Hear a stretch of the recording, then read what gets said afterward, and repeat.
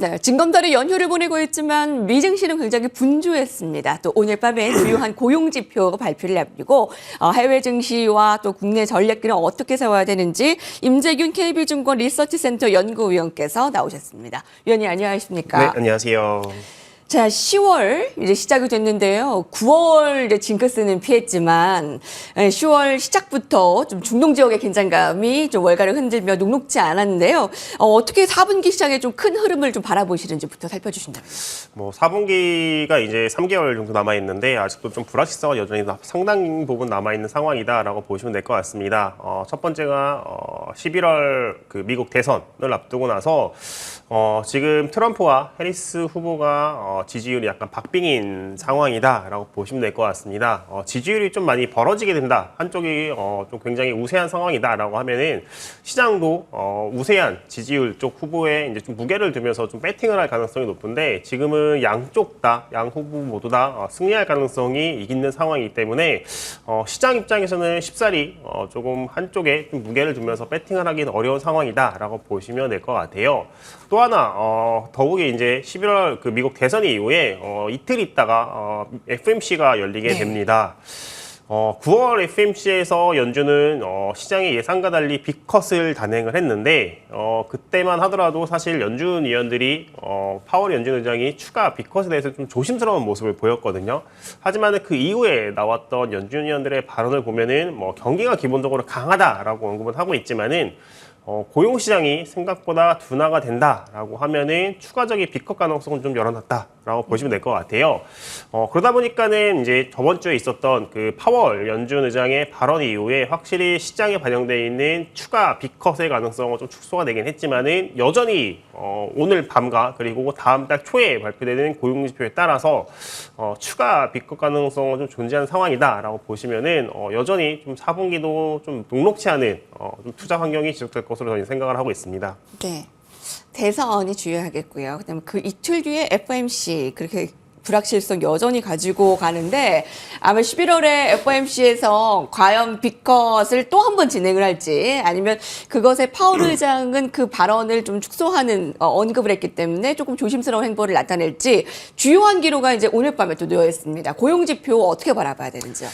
네. 결국에는 연준의 11월 FMC에서 인하 폭을 결정을 하는 것은 이제 11월 FMC까지 발표되는 오늘을 포함해서 두 차례 고용지표가 결정을 한다라고 보시면 될 것 같아요.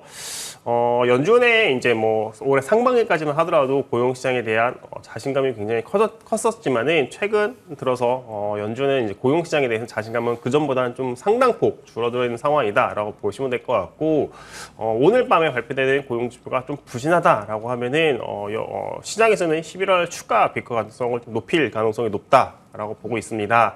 오늘 이제 발표가 되는 9월 이제 비농업 부분 같은 경우는 고용자 수가 지난달 대비 15만 명 증가할 것으로 시장에서는 좀 예상을 하고 있고 실업률은 이제 4.2%로 지난달하고 이제 거의 유사한 수준을 기록을 할 것으로 예상을 하고 있습니다.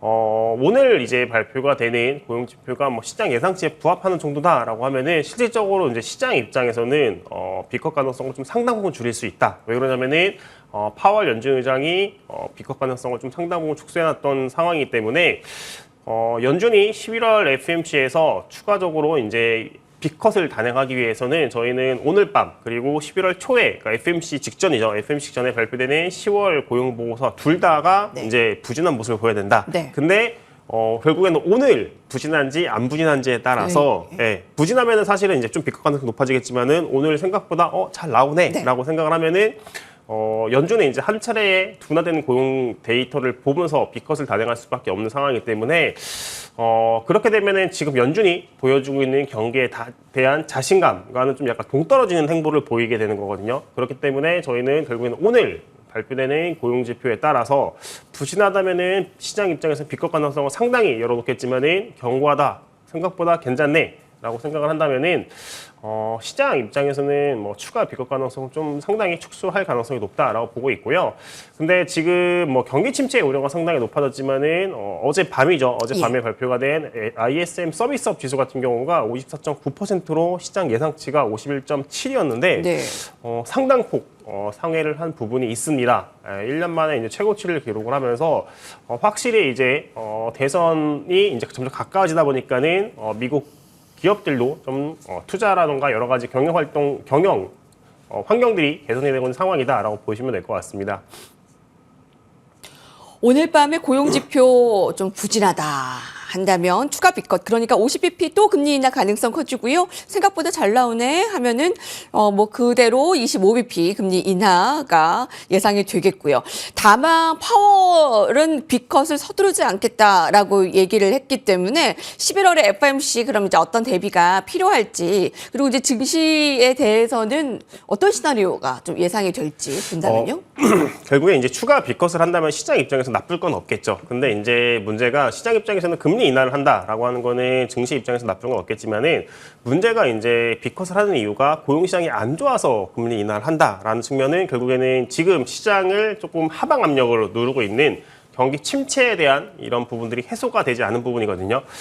실질적으로 이제 경기가 그 증시에 중장기적으로 좋게 조금 데이터가 나오기 위해서는 지금 시장에서 걱정을 하고 있는 경기 침체 우려가 상당 부분 축소가 돼야 된다라고 보고 있고요. 그렇다는 점에서 뭐 오늘 밤에 발표되는, 그리고 11월 FOMC에 발표되는 고용 지표가 견고한 상황이 확인된다라고 하면은 연준의 금리 인하 폭 자체는 줄 수는 있겠지만은 오히려 증시의 입장에서 봤을 때는 침체는 아니구나, 경기는 확실히 좋구나라고 생각을 하면서 오히려 이제 그런 부분들이 증시에 호재로 작용할 수 있는 부분이다라고 저희는 보고 있습니다.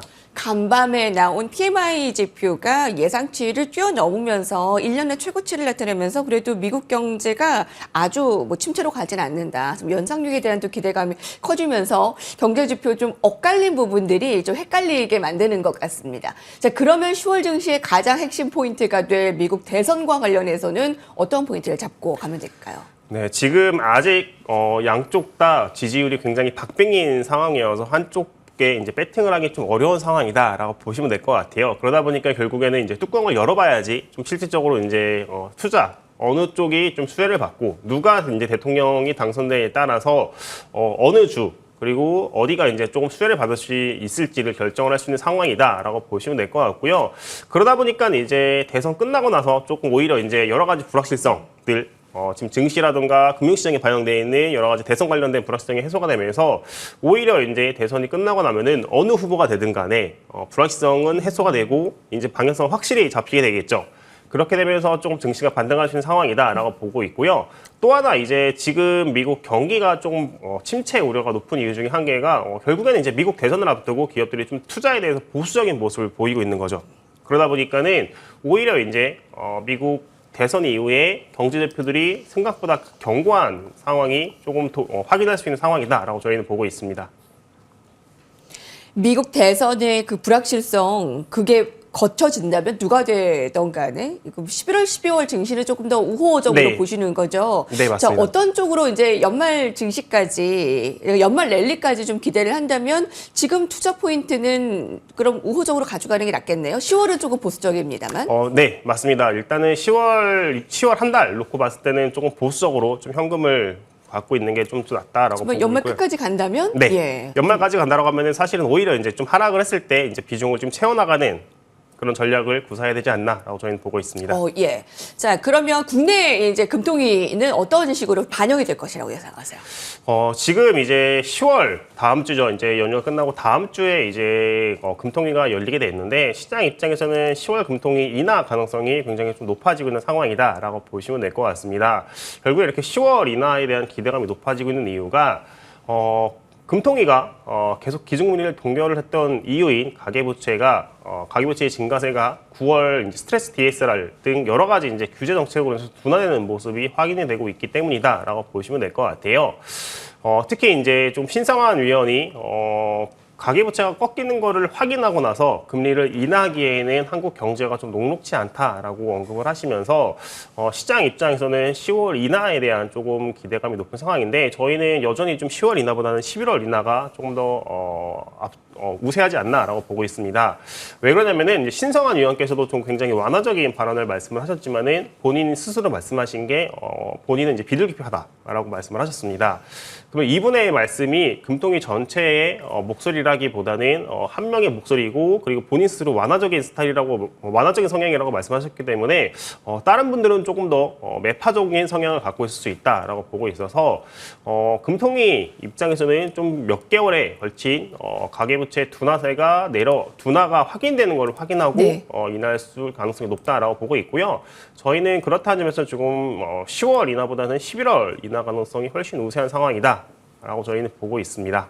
예, 10월의 금리 인하보다 금통위 한국에서는 네. 11월의 금리 인하가 조금 더 줄어들 가능성이 크다. 사실 미증시에 비해서 지금 국내 증시가 너무나 좀 실망스러운 모습을 나타내고 있기 때문에 참 그에 따른 좀 실망감 어떻게 좀 분석을 들어볼 수 있을까 좀 여쭤보고 싶습니다. 왜냐하면 외국인들이 너무나 지금 계속 좀 비관적인 매도를 나타내고 있기 때문에요. 지금 외국인들이 나가는 거는 좀 중국 증시의 영향도 있는 것 같아요. 사실 이제 중국이 코로나 이후부터 굉장히 경기가 안 좋았습니다. 경기가 안 좋다가 최근 들어서 이제 중국 당국이 굉장히 조금 부양적인 기조를 가다 보니까는 증시가 굉장히 활기를 띠고 있죠. 중국 증시가. 그러면 이제 코로나 이후에 몇 년 동안에 이제 외국인들 입장에서는 중국 증시에 대한 이제 비중 자체를 거의 비워놓다시피 고가는 이제 비워놨다시피 했다가 중국 정부가 굉장히 강하게 경기 부양책을 내세우네라고 하면서 중국 증시가 상승 모멘텀을 발휘를 하다 보니까는 다 자금들 외국인들 자금이 중국 쪽으로 갈 수밖에 없는 상황이다라고 보시면 될 것 같고 그거에 대한 이제 반작용이라고 해야 될까요? 아무래도 이제 자금들이 중국 쪽으로 흘러가다 보니까는 상대적으로 좀 여리한 우리나라 증시 같은 경우는 자금이 빠져나가는 거죠. 결국에는 이제 뭐 크게 봤을 때는 우리나라는 이제 팔고 중국 쪽을 사는 약간 롱숏 전략 같은 경우도 좀 발휘를 하는 건데 이런 현상은 언제까지 지속될까요? 이런 것들은 일단은 좀 우리나라에 대한 이제 불확실성 결국에는 이제 뭐 미국 대선 관련된 것도 있을 것 같고요. 금투세 관련돼서도 좀 불확실성이 해소가 될 때까지는 좀 지속이 될 수 있는 상황이다라고 보시면 될 것 같고 아니면 이제 중국의 이제 증시의 모멘텀이 꺾이는 부분 지금 이제 중국이 굉장히 빠르게 상승을 하고 있거든요. 그러다 보니까는 중국 증시가 굉장히 빠르게 상승하다 보니까는 지금 이게 좀 어느 정도 되면 이제 가격에 대한 밸류에이션에 대한 부담을 느낄 수가 있는 상황이다. 그때쯤이 되면은 오히려 이제 중국 쪽에 대한 이제 매수세, 외국인들의 매수세는 줄면서 우리나라 쪽으로 자금 좀 흘러들어올 수 있는 상황이다라고 보시면 될 것 같습니다. 네, 그 우리나라의 좀 특유 악재 금투세와 관련해서는 오늘 나오는 게 있네요. 네. 예, 유예될까 폐지될까 좀 결론 오늘 날까요? 사실 굉장히 예측하는 게 좀 어려울 것 같습니다. 네. 이게 결국에는 뭐 시장 같은 경우는 이게 좀 이제 여러 가지 상황이라던가 이런 것들을 보면서 전망을 할 수가 있는데 금투세라는 거는 사실 이제 국회의원 분들께서 이제 결정을 하는 부분이다 보니까는 이건 이제 전망보다는 이제 조금 이제 대응할 수밖에 없는 상황이지 않나라고 저희는 보고 있습니다. 아, 네. 자, 그 연구위원께서 그 레포트 나온 거를 봤는데요. 이제 투자 계획을 좀 대선 위로 미루고 있다, 대선 뒤로 미루고 있다. 그렇게 된다면 대선 이제 불확실성이 좀 거쳐진다면 그때부터는 좀 더 시장에 좀 더 우호적인 분위기가 형성될 것이다라는 보고서를 봤습니다. 그에 따른 글로벌 자산 배분 전략을 세워주신다면요. 지금 이제 뭐 글로벌적으로 지금 이제 경기 침체 우려가 굉장히 커져다 보니까는 오히려 이제 주식 같은 경우는 좀 부정적인 영향을 받고 있고요. 오히려 이제 경기 침체에 대한 전망 그러다 보니까 이제 중앙은행의 빠른 금리 인하 전망이 반영되면서 금리가 하락을 하고 있는 상황입니다. 근데 지금 이제 미국 대선 이후에 미국 기업들이 투자에 나서기 시작을 한다라고 하면은 이제 신규 투자에 나서면서 고용을 확대를 하고 그에 따라서 경기 침체 우려가 줄 수 있는 상황이다라고 보고 있습니다. 실제로 이제 리치몬드 연은에서 지금 이제 CFO들 대상으로 조사를 해본 바에 따르면은 미국 대선 때문에 기업들이 투자를 줄이고 있거나 혹은 투자를 축소, 지연시키고 있다라는 답변들이 상당히 많습니다. 결국에는 이제 대선, 미국 기업들도 어느 후보가 결정되느냐에 따라서 여러 가지 정책들이 바뀔 수가 있기 때문에 볼 거 다 보고 나서 투자를 하자라는 심리가 굉장히 강한 상황이다라고 보시면 될 것 같아요. 그러다 보니까 오히려 이제 미국 기업 미국 대선 이후에 미국 기업들이 투자에 나서기 시작을 하면서 경기 침체에 대한 우려가 상당 부분 줄 수 있다. 그렇게 되면은 증시는 상승을 하고 오히려 이제 금리적인 측면에서는 좀 반등하는 측면이 있다라고 보시면 될 것 같고 주식을 좀 확대하고 채권은 줄이는 전략을 추천을 드리고 있습니다. 예. 주식의 확대, 채권 좀 줄이는 상황, 예, 경제 지표 개선되는 모습 확인하시기 바랍니다. 임재균 연구위원과 함께했습니다. 감사합니다. 네, 사실 금투세 부분은 우리가 전망할 수 있는 게 없습니다. 국회의원들의 결정이니까 대응의 문제다. 자, 오늘도 현명한 대응 함께 하시죠. 감사합니다.